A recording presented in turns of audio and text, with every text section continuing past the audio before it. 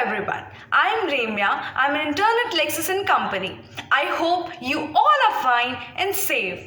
So today in this video, I am going to discuss about a very important topic, that is Model Tenancy Act 2021. So the Union Cabinet approved the Model Tenancy Act 2021 on June 2, 2021 for adoption by state and union territory governments. The Model Act has primarily three objectives. First, it aims to regulate renting of residential and commercial premises by establishing conditions for tenancy, eviction, and management of the property. Second, in regulating tenancy, it proposes mechanisms to balance and protect the rights of landlords and tenants. Last, it proposes a three-tier adjudicatory mechanism consisting of rent authorities, rent courts, and rent tribunals for speedy adjudication of tenancy-related disputes. So in this video, I will discuss about the background on the rental housing market and explain some issues with the 2021 Model Act. So now I will discuss about the need for the act. So in India, 95% of the households in rural areas live in self-owned housing, and rental housing is a predominantly urban phenomenon. Between 1951 and 2011, the urban population in India grew by 6 times, and as of 2011 comprises 31% of the total population. This is projected to grow to 40% by 2036. However, the share of the person living in the urban rental accommodation has decreased from 58% to 27% between 1961 and 2011. The 2015 draft National Urban Rental Housing Policy noted that urban areas face a significant housing shortage and stated that this cannot be addressed home ownership. In 2012, a technical group studying urban housing shortage estimated the urban housing shortage to be at 1.5 crore units. The 2011 census noted that between 6.5 crore to 10 crore people live in unauthorized housing in urban areas. The economic survey noted that rental housing is a key way to address informality and shortage. It stated that rental housing enables mobility and affordability for low-income segments who may not be able to purchase housing.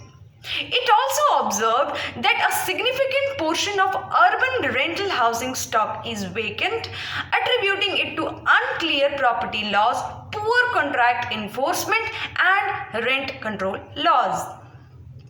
State government regulate rental housing through various legislative tools, including rent control laws. To prevent landlords from charging exorbitant rent and ensure affordable housing, these laws specify a ceiling on rent and put conditions on evictions of tenants.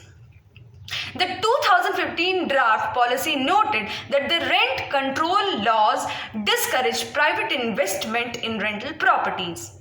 It observed that the rent control laws also skew arrangements towards tenants and lead to more litigation. This has eroded the trust of landlords in the regulatory system. A significant share of the rental demand is addressed through alternate arrangements such as leave and license agreement and informal leases. A model law to regulate tenancy was first proposed in 1992. The first draft Model Tenancy Act was released in 2015, which was adopted by Tamil Nadu. However, as of 2021, 20 states including Karnataka, Maharashtra and West Bengal continue to have rent control laws. A few states including Madhya Pradesh, Jharkhand and Chhattisgarh have repealed their rent control laws. Besides its key objectives, the Model Act also seeks to ensure affordability, formalization, and increase private investment in the rental housing market. The framework proposed under the Model Act may address some of these concerns. However, experts have recommended supplementing this with other policy initiatives to meet these objectives. For instance, a 2012 technical group observed that about 96% of the urban housing shortage pertains to the economically weaker section EWS and lower income group LIG categories. The 2015 draft Urban Rental Housing Policy noted that a repeal of the rent laws may increase private investment and availability of rental housing. However, it has recommended several other measures to ensure affordability of rental housing. These include provision of incentives such as tax exemptions and subsidies to tenants and homeowners. Second, encouraging public-private partnerships and residential rental management companies. And the third one is enhancing access to finance within the EWS and LIG sectors. The Model Act also states that tenants and landlords will be provided with a unique identification number after registering a rental agreement. Details of the agreement along with other documents will be uploaded on the Rent Authority's website. It is unclear if personal details of the parties such as PAN and Aadhaar card, which must be submitted along with the agreement, will also be made available publicly. If these are shared on the website, this may violate the right to privacy of the involved parties. So this is all for today. I hope you liked my video. Thank you and have a nice day.